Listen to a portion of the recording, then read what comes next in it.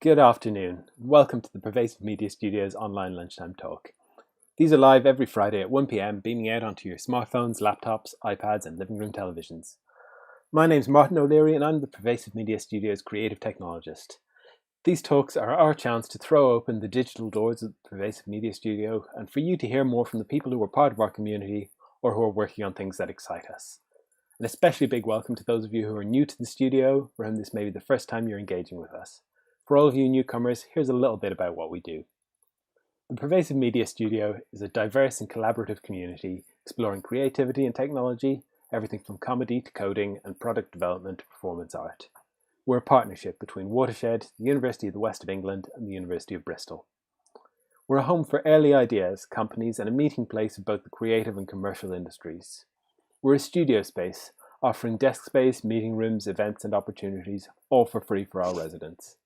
And we're a safe space for artists to take risks in their practice and make time for collaboration. This week's talk is by Alice Quigley, editor of Container Magazine, a new online magazine about creative technology. She'll talk about her approach to publishing, about raising up different voices that question, dissent, and explore, and about supporting communities of action and resistance through writing and content. There'll be a Q&A at the end, with the talk running at around about 40 minutes. If you want to ask any questions, just pop them into the chat window, and I'll pick them out to ask Alice. Or if you like, you can tweet your questions to @PMStudioUK. A captioned version of this talk will be available here after the talk is finished. Now, before we start, next week's talk is by Fazia Ismail, scholar, cook, and one of the members of Bukan Collective, a feminist art collective of Somali women based in Bristol. She'll be talking about her latest project exploring Somali audio tape culture and how it held families and Somali culture together across borders. You can get news on all of our future talks by following us on @PMStudioUK on Twitter or @Pervasive Media Studio on Instagram, or by subscribing to our newsletter on our website. Please don't forget to subscribe to this YouTube channel and give the video a thumbs up. The more subscribers we get, the more likes we get, the more we can share stories like this. Please feel free to share this link now on any of your socials. For now, I'm going to hand over to Alice. Thanks, Martin. Hi, everyone. My name is Alice Quigley. As Martin said, I'm the editor of Container, which is a new online magazine that aims to take a human look at creative technology. So exploring the people, processes, and motivations behind creative tech. Container comes out 3 times a year. We publish small issues that includes content across text and audio and video. And we're a small team, and our focus is on trying to take things slow with content and doing less, but hopefully doing it well. So our first issue was out in November last year, and issue 2 we're working on at the minute and is coming out in March. And in the first issue, we had 4 pieces of content. So I told you it is small. We had a brilliant long read by Jennifer Lucy Allen, where she spoke to loads of people working in music and theatre, from big budget operations to independents and DIY organisations, to see how they have been adapting and evolving during COVID, and to get their take on technologically mediated live events and what the future performance might look like once this is all over. And that was written back in November, but still feels really relevant now. We also had The Fight for Data Rights, which was an illustrated article by Hannah Little and Teresa Dillon, illustrated by Stacey Olaika, that gives a really kind of like hands-on overview of what creative tech practitioners and creative tech communities can do to be more active, in fighting for better data rights. Queering VR was our first podcast, in which 3 pretty different queer VR makers and producers explored the world of queer VR. So they talked about queer culture and what that means in terms of VR, about safe spaces, about working with queer communities, what content is already out there, and what possibilities a queer VR future brings. And we also hosted a live online conversation that's up on YouTube now called Taking Up Space. And that was a really kind of brilliant and diverse mix of artists and activists talking about digital activism and what it means to occupy social media platforms for radical change making. Can you occupy social platforms? And asking how we could reimagine what protests and what online spaces might look like And it was a really interesting and wide-ranging conversation. So if you haven't had a look yet, you can check all this out at containermagazine.co.uk. So over the next 40 minutes or so, I'm going to talk a bit more about what Container is and how it came to be. And I'm going to talk about its kind of underpinning ethos and how we try and live that in reality, which is a pretty different place in theory. So there'll be a kind of philosophy bit, and then a bit about how that's working out in reality, and then a bit about the next issue, which comes out in March. And then there's some time for questions, and I'd really be keen to hear what you think and your comments and your questions. So please put those in the chat during the talk.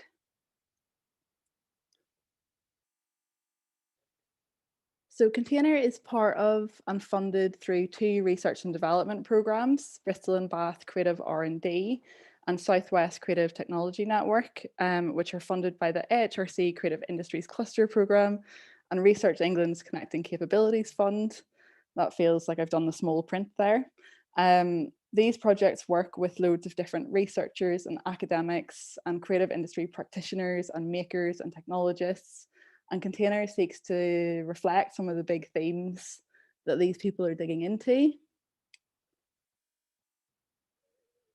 And it was also born out of quite a long process and period of thinking, way before these projects started, way before I started a year ago, that came from the work of the Pervasive Media Studio and from UWE's Creative Economies Lab. And the people within those spaces who have been thinking about community-based publishing and creative tech for a while and how to make that happen, and kind of feeling that there isn't anything out there that reflects this wild mix of artists and makers and technologists and researchers and activists and designers and producers, so on, that make up the creative tech community. And then I came on board and brought my own experience with me. I worked for a long time in Belfast on different community arts and music events and festivals. And then I fell into film a bit more, and I moved to Bristol and started working at Watershed as part of the cinema team. And I worked with the BFI Film Audience Network for a few years, running independent film campaigns across the country, and seeing how we could reach people and activate communities of film writers and cinemas and film fans and special interest groups to try and raise awareness about amazing independent films that sometimes find it hard to get airtime in traditional media. And at the time, I was also doing an MA part-time in cultural studies. And for my thesis, I wrote about how DIY and artist-led organizations use tactics of the commons to resist the neoliberalization of the arts. And this subject of the commons is something I will return to as part of the philosophy of Container. I guess whatever the field, my work has always gravitated towards this kind of DIY approach, which is very collective and community orientated. And that's something I really wanted to bring to Container. But before I get into all of that, I want to start off by reading an excerpt from Ursula Le Guin's The Carrier Bag Theory of Fiction, because this has served as a real inspiration for Container. It's also where we got the name from. And when I started thinking of how we would possibly start some kind of publication that tried to reflect the creative tech ecosystem we felt ourselves be part of, I read this at exactly the right time, and it felt like it was a kind of divine intervention that I stumbled across it at that time. So I wanted to share it with you because it articulates so much of what Container aims to be about. And I really like the idea that we're all here at a lunchtime on a Friday. We can eat our lunch and listen to a bit of a story. So for those who don't know her, Ursula Le Guin was a sci-fi writer who imagined new and better worlds and ways of being together. And in this essay, she pushes against what she describes as the first story, the story of the ascent of man, the hero, and instead proposes a different story that also traces back to the beginning of human life. But it's the story of the container. So you can find this essay online. There's a PDF really easily available.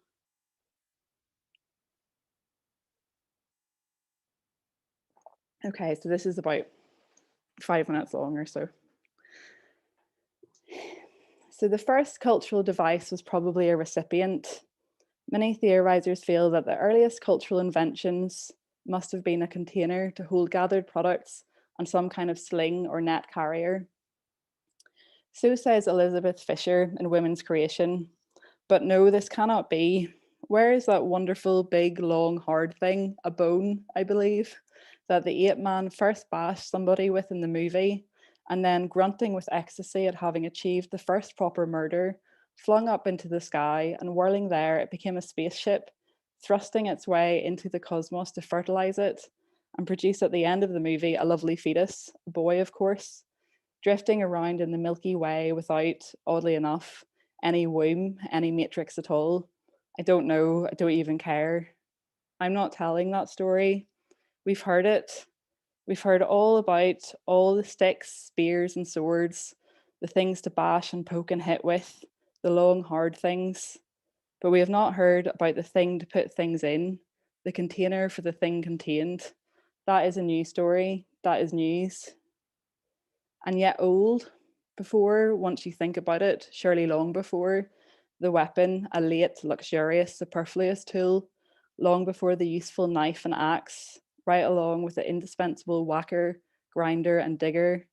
For what's the use of digging up a lot of potatoes if you have nothing to lug ones you can't eat home in? With or before the tool that forces energy outward, we made the tool that brings energy home. It makes sense to me. I am an adherent of what Fisher calls the carrier bag theory of human evolution. This theory not only explains large areas of theoretical obscurity and avoids large areas of theoretical nonsense, it also grounds me personally in human culture in a way I never felt grounded before. So long as culture was explained as originating from and elaborating upon the use of long, hard objects for sticking, bashing, and killing, I never thought that I had or wanted any particular share in it.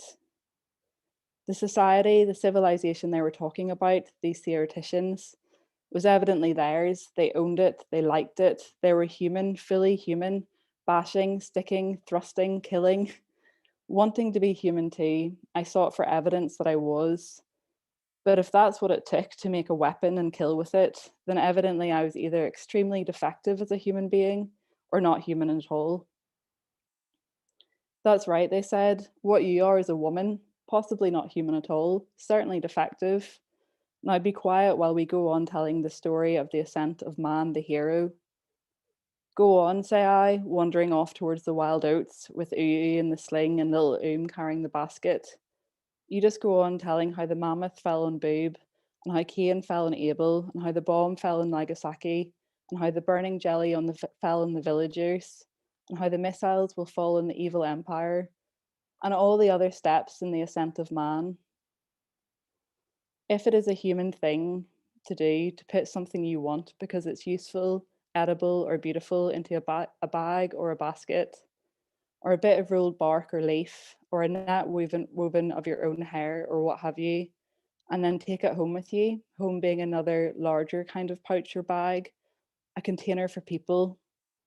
And then later on, you take it out and eat it, or share it, or store it up for winter in a solider container, or put it in the medicine bundle, or the shrine, or the museum, the holy place, the area that contains what is sacred. And then next day, you probably do much the same again. If to do that is human, if that's what it takes, then I am a human being after all, fully, freely, gladly, for the first time. I'm going to skip ahead a little bit here. If science fiction is the mythology of modern technology, then its myth is tragic. Technology, or modern science, using the words as they are usually used in an unexamined shorthand standing for the hard sciences and high technology founded upon continuous economic growth, is a heroic undertaking, Herculean, Promethean, conceived as triumph, hence ultimately as tragedy.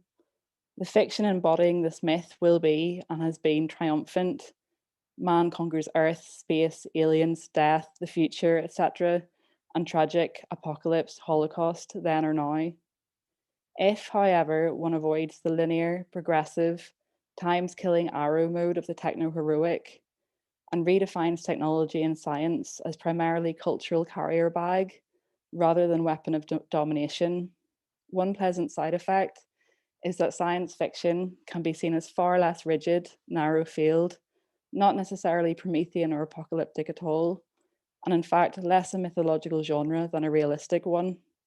It is a strange realism, but it is a strange reality.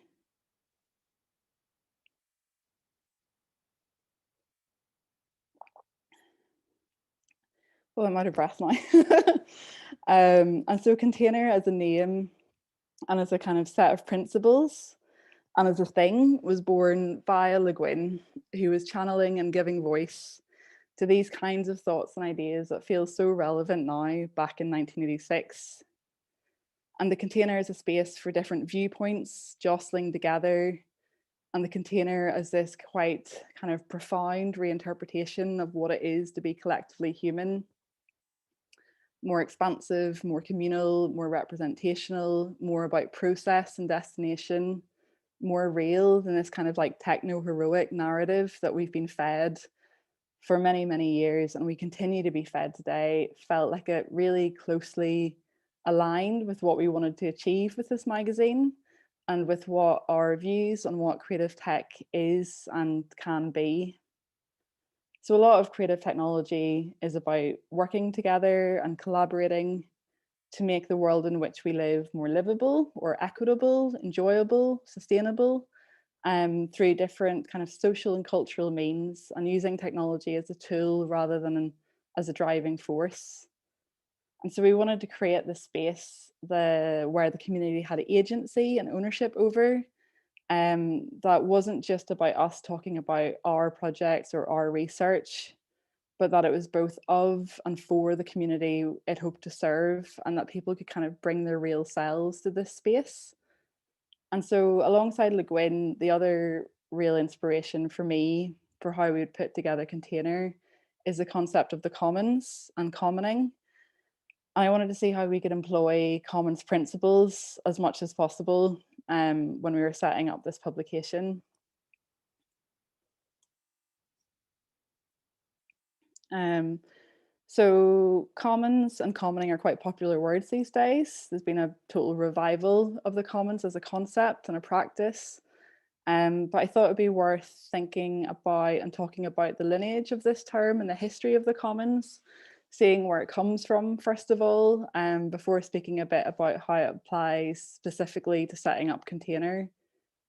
So traditionally, the commons refers to common land. Way back in 1688, about 1/4 of all land in England and Wales was common land. And that's land that was given over to common use, usually for farming. And we think about ownership these days usually as private, like owned by an individual or a company, or public, which is for the use of citizens, but regulated by local or national government. But there's this like third way, which is the commons. And common land or common goods are looked after and regulated by the people who use them. So there's a much greater and more direct sense of agency involved. Now, in like feudal times, this common land was cooperatively used and maintained for farming. So people that didn't have their own farms had a place to graze animals and grow crops, and they had a way of sustaining themselves without owning land. But over a process of hundreds of years through the Land Enclosure Acts, the majority of this common land in England and in Europe was lost. And when this land was lost, it led to thousands and thousands of people becoming destitute. And it's where the concept of like vagrancy and vagrants arose. And that's what happened between 1604 and 1914.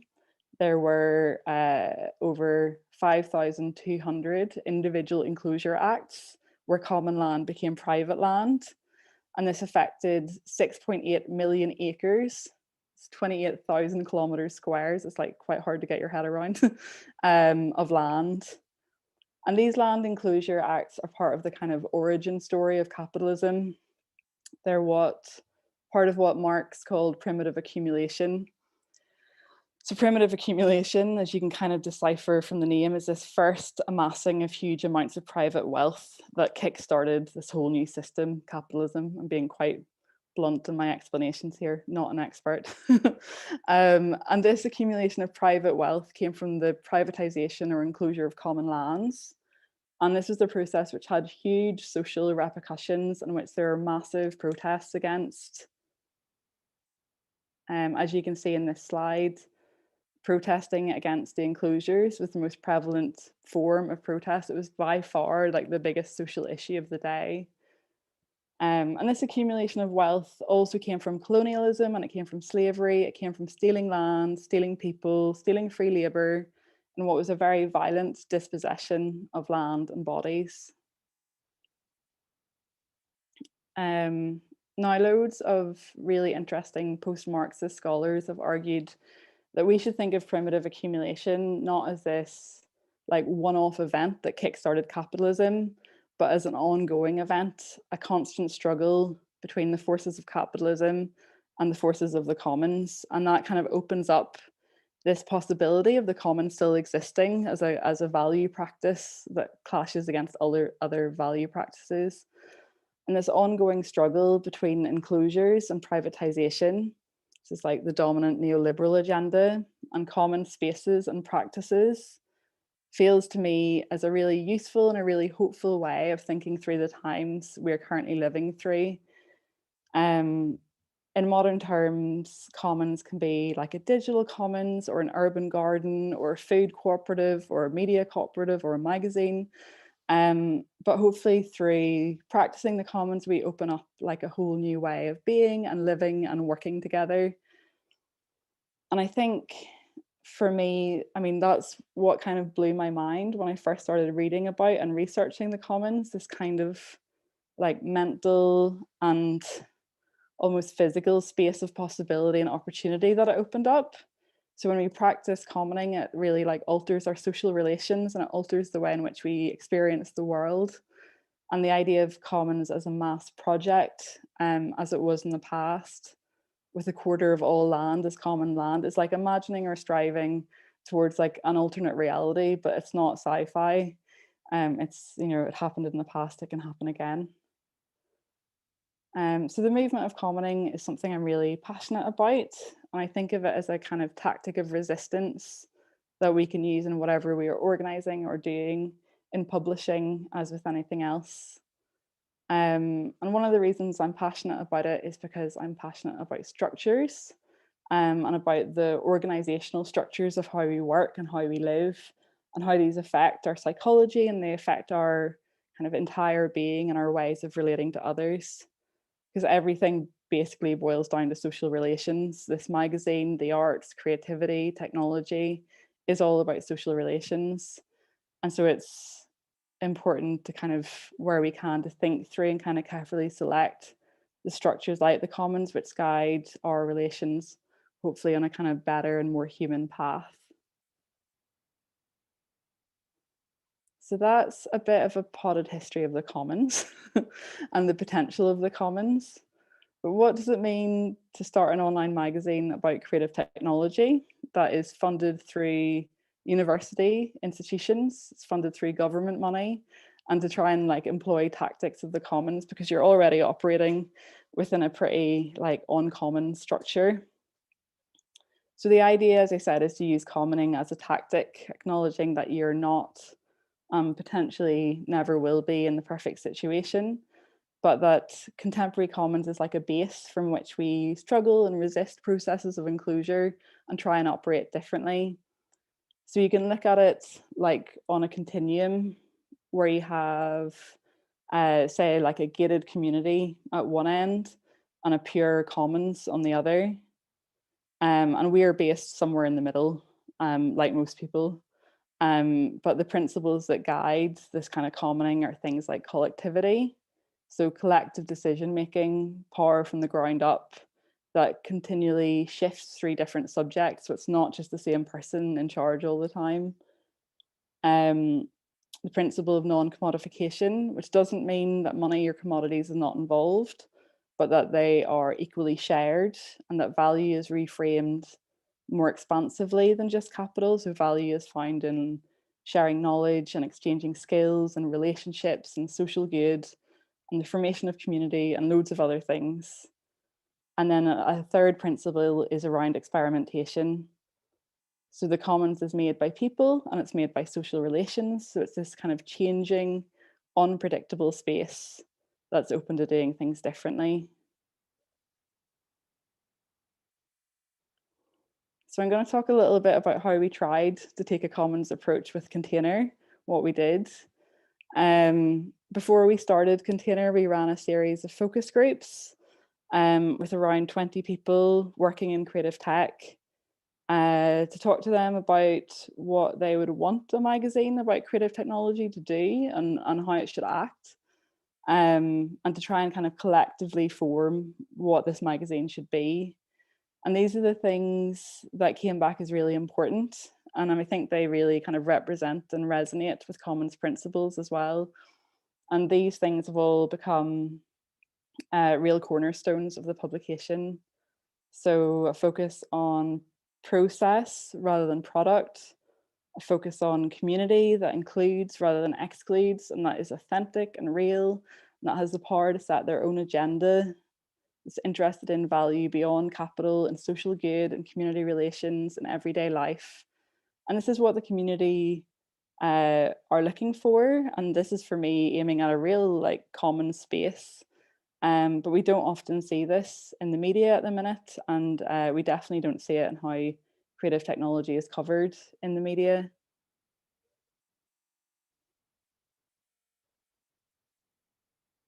So then from these focus groups, we took all this thinking, we codified it into like a set of principles and behaviors that serve as a guide for how Container operates. The first principle is a focus on process. So process in terms of how we work editorially, taking care in how we develop content and creating processes in order to diversify and decentralize editorial power and enable and empower others.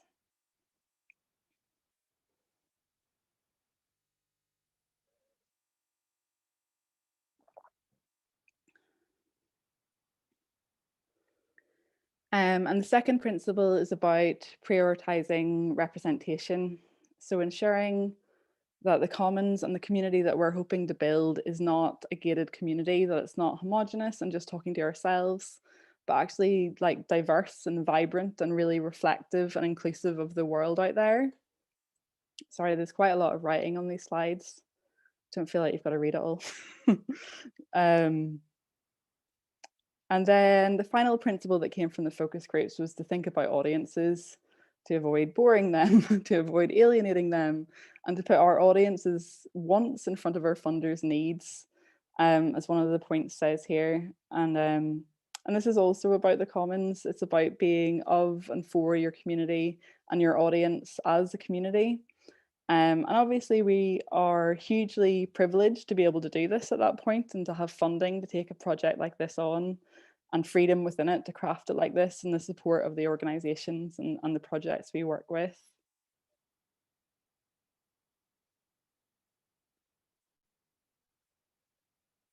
So in terms of editorial process, this is our brilliant editorial team at the minute. And with the editorial process for Container, we're aiming at collective decision making, ways of facilitating power from the ground up, empowering a range of people to make editorial decisions, sharing agency over content with writers and other contributors. So the editorial team get together to discuss the commissioning and pitching process, to consider ideas and help craft the different articles. The team have a term of a year, and the idea is that once that's up, it's completely refreshed with new people coming on board so that the editorial team kind of shifts and evolves over time and it's not the same people with the same interests.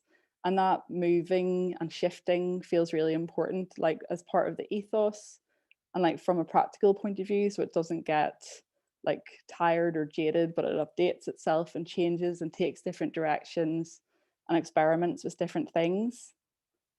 And we also have the intention of inviting past issue contributors to be guest editors for the next issue. This is something we haven't really got off the ground just yet because everything we're doing is still really brand new. So building the site and getting the team together and getting the first issue out.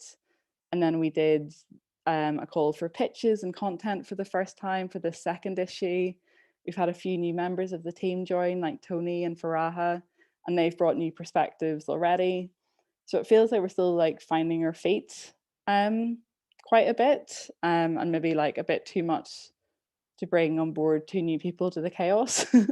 But we invited Freya Campbell, who was part of our first podcast, Queering VR, to the last editorial meeting, and having Freya there really did like positively alter the conversation.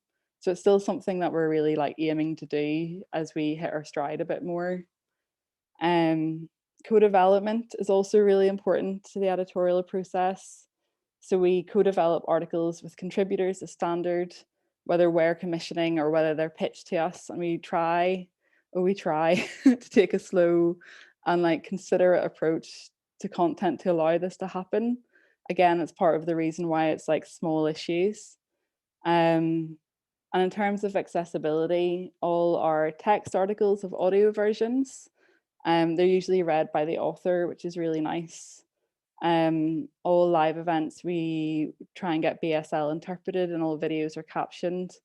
And we're obviously, learning through this process, and we're really open to ideas and comments of how we could be more accessible and more inclusive. So I'm going to finish up with a sneak preview of issue 2, which we're working on at the minute and which will be coming out in the middle of March.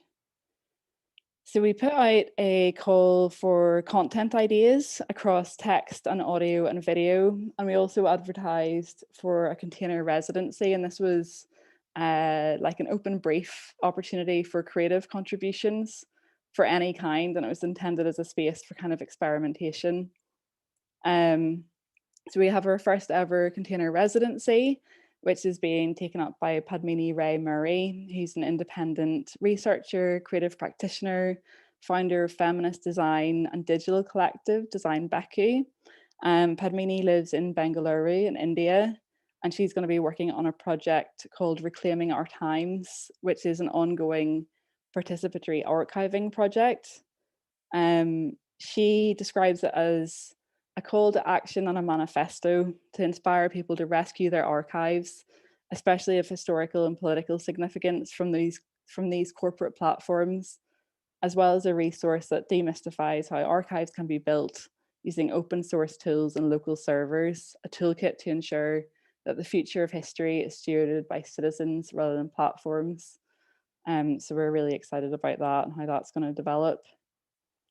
And we're also working on articles about how VR and AI can make grief easier. So we're exploring the kind of rich therapeutic potential, but also how it can be exploited to exacerbate the effects of grief for private gain.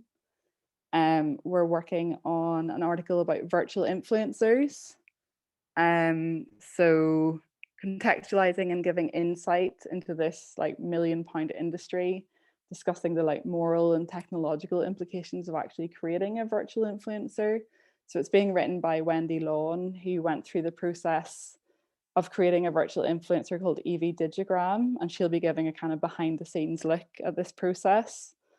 And we're also working on a piece about Clubhouse, which everyone seems to be obsessed with at the minute. And we're going to be taking a look and asking why that is, asking if Clubhouse symbolizes a move away from like these like very heavily curated platforms like Instagram to something that's a bit more DIY and lo-fi, or whether that's a fallacy and we're going to see some pretty dodgy things develop with it as it matures. It's already been in controversy for issues around kind of trauma and misinformation.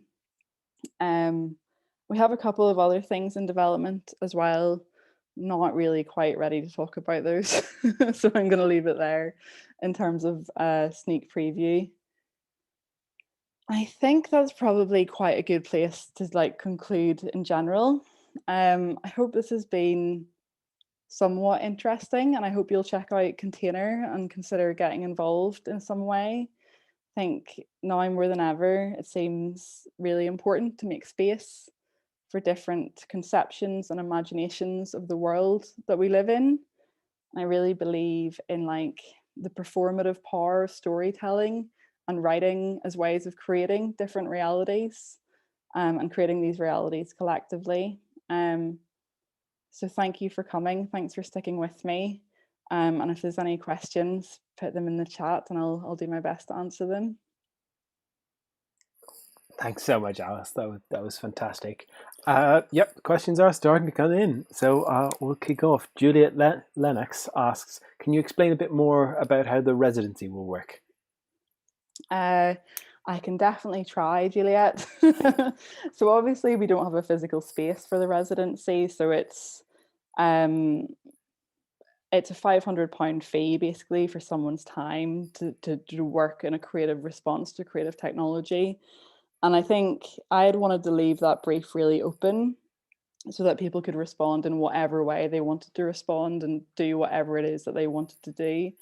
And so that process is still like a real co-development process. So Padmini and I are talking on Monday about like what kind of outputs she wants to create with this archive and how people will be able to engage with that.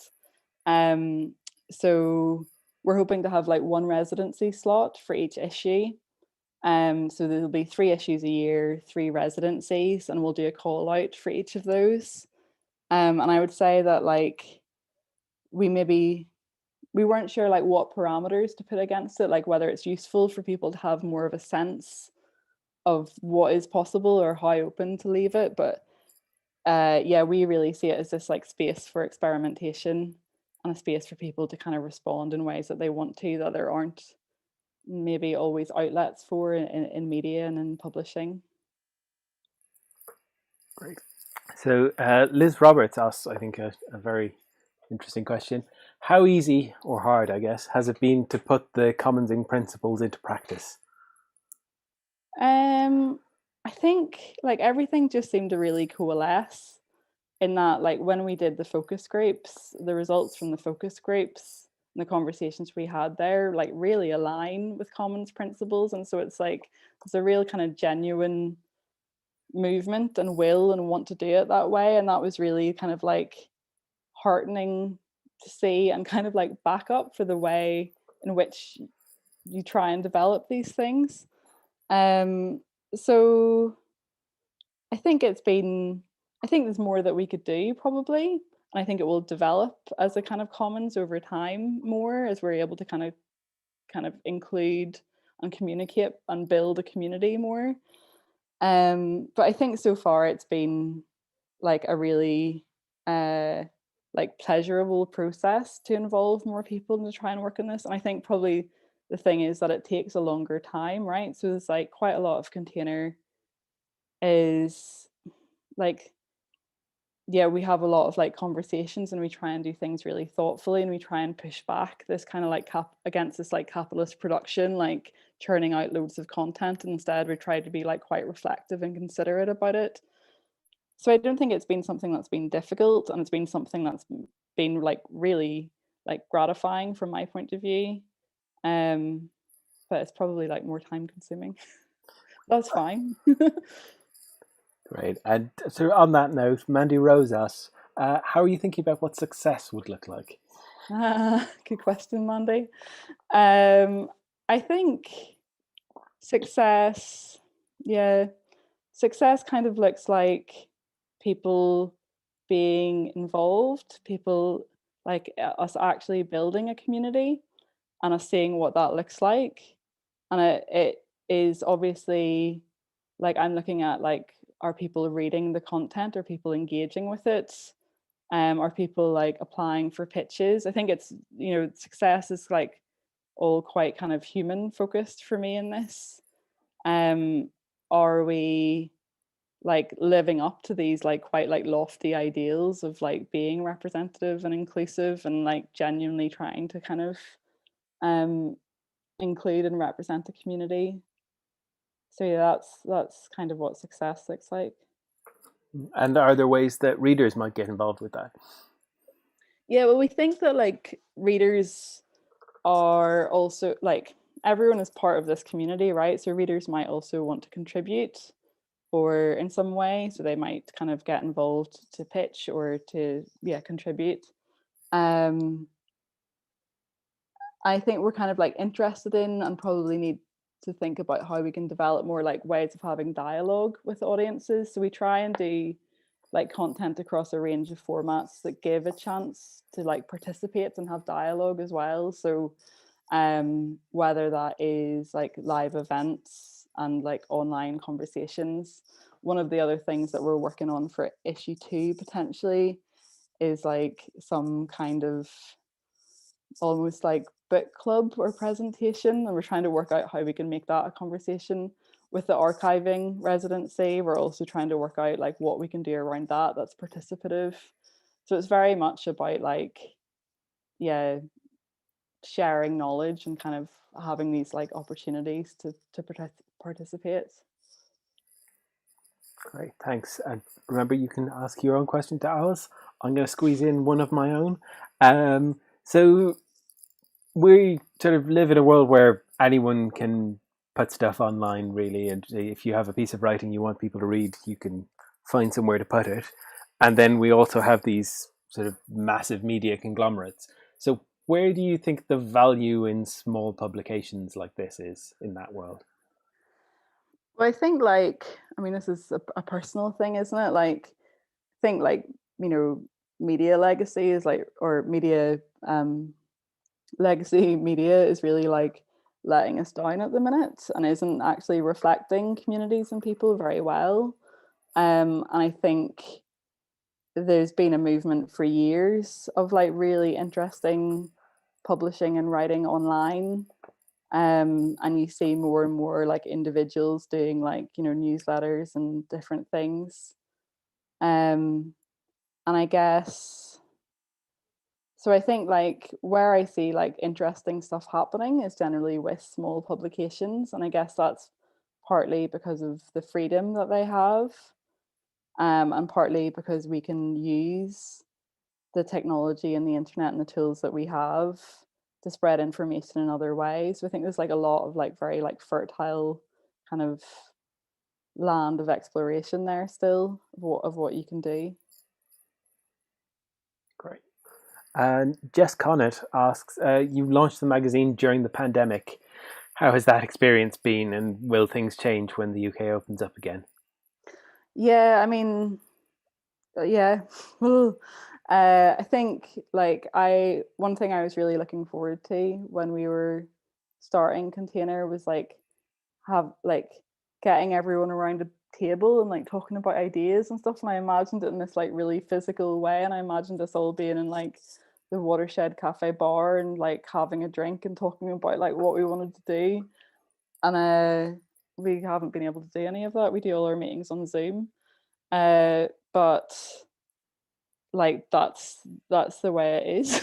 And like the conversations that we've had, like I've been like the editorial meetings and this kind of opportunity and space to like talk about ideas and to talk about what you think's important feels like a total gift and like a total pleasure. So even in this kind of online version of reality, that still feels like really important.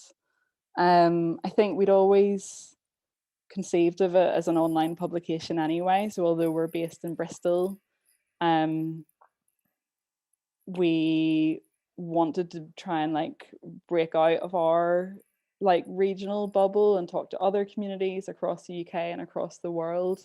So that was always going to be a kind of online endeavor anyway.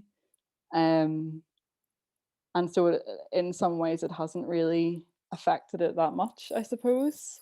But it feels, I suppose, as well, like in terms of content, that we're really like gravitating towards things that obviously like resonate right now about this kind of duality of how we're living our lives, about like you know being online all the time, or like what kind of place and space and home and all like feel like right now. So I think there's probably like a bit of a kind of themes that trickle through in terms of the content as well. I wanted to ask, getting back to this idea of sort of reclaiming the commons, like I mean, it sort of resonated with me, this, you know, the idea of the early history of the internet and how that's all been taken over by massive corporations now, which in a sense it kind of already always was. But I wanted to ask, like, are there any examples of like reclaiming the commons in that way that you draw inspiration from? Like, it's easy to think of historical examples of it going the other way.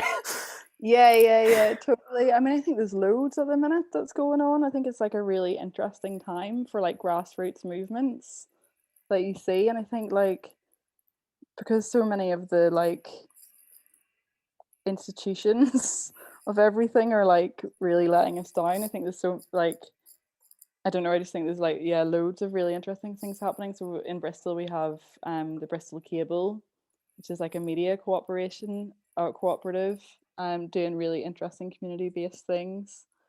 There are loads, yeah, I can't really think off the top of my head, but I feel like there are lots of like collectives.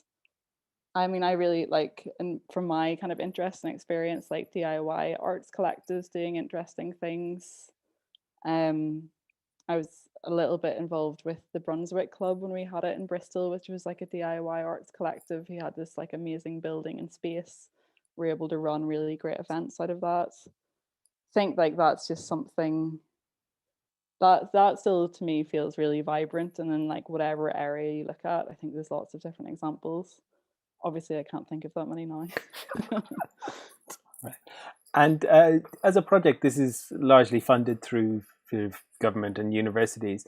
Where do you see universities having a role in this? Because they're, you know, in a sense, very, you know, neoliberal capitalist institutions, but in a sense, unlike a lot of the other liberal capitalist institutions. Well, yeah, exactly. Like that's, you know, well, I don't know, a fairly recent development, isn't it? And like universities in their like original aims is about kind of like knowledge production and knowledge sharing and ideas, and like it is really closely aligned with these like lofty ideals. And so I think it's really like befitting of a university to kind of be involved in this sense. And I think like, you know, the projects that this is part of, so Bristol and Bath Creative R&D and Southwest Creative Technology Network, are doing like amazing, interesting research with like loads of really interesting people. And that feels very like exciting for that to be like university projects and a lot more of like kind of modern conception of this. And I suppose like Container is about like, yeah, like knowledge production, knowledge exchange, knowledge sharing, which are all kind of like university terms, but trying to do this in like a way that is like interesting and accessible, and like, and that is open to dialogue. So it's not just the universities is like holding this knowledge and the only place in which this knowledge is produced, but also recognizing like the massive um like contribution that like industry and other people make, and like that dialogue between the two. Great. So one last question, I think, unless anyone has any more questions in the chat, feel free to get them in, but we're, you know, work fast. I wanted to ask, if somebody wanted to do a job very similar to the one that you're doing right now, is this something they could apply for? Oh, funny you should mention that, Martin. But I am actually heavily pregnant and I'm going on maternity quite soon. And my job is up for grabs for a year. So I maybe we can like post a link to it or something. But uh, if you look at the Container Twitter, or if you get in touch, you will see the job advert, but it is out until Tuesday. And so we're looking for someone to look after Container editorially and kind of steward it forward. So please do share that. It'd be great to get someone brilliant in. I'm looking for it. Oh yeah, I mean, we can like, if you have a look on Twitter, you will find it. Look in the Container _mag on Twitter, and it's in there. Okay, great. Well, I think that's probably all the questions that we have for today. It's probably a good place to end things. Thank you so much, Alice. That was wonderful, and good luck. Thanks, Both with Martin. issue 2 and with issue 1. Cool. Thanks very much. Great. Thank you, Alice. Thank you very much. Before you go, next week's talk is by Fazia Ismail, scholar, cook, and one of the members of Dotcon Collective, a feminist art collective of Somali women based in Bristol. She'll be talking about her latest project exploring Somali audio tape culture and how it held families and Somali culture together across borders. You can get news on all of our future talks by following us on @PN Studio UK on Twitter or @Pervasive Media Studio on Instagram, or by subscribing to our newsletter on our website. Please don't forget to subscribe to this channel and give the video a thumbs up. The more subscribers we get, the more likes we get, the more we can share stories like this. Please feel free to share the link. Captioned version of this video will be available to watch again shortly after we finish up. Thank you all for watching, and we'll see you all here next week.